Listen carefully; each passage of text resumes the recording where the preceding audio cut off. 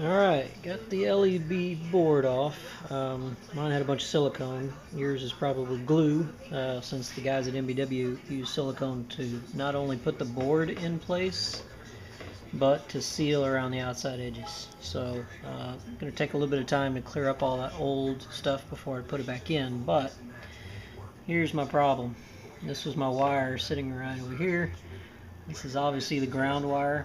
You can't quite see the board there. My camera won't focus that close, but this last LED spot is called GND. It's ground. That popped off the board right there. So I'm going to try to resolder that back on. We'll plug it in while it's still outside. Make sure that's still working, and then we'll get it all glued back in and back together. This is basically the back side of the board though. Your Radiantz board that will come in.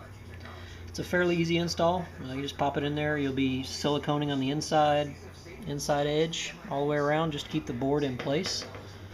And then you'll put the plastic housing back on and silicone all the way around the outside edge, and then get it mounted back in.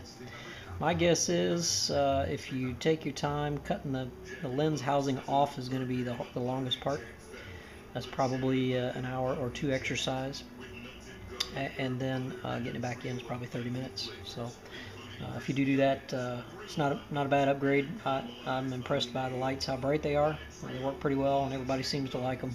When I come up next to them, they're like, wow, those look pretty cool. So if you're thinking about doing it, go ahead and buy the ones from Radiantz. There's an online code for, I think, 10% off or maybe 15% off, something like that. Just do a Google search on it for a coupon code, and you'll get something. I think the code was, for me, was like 2008.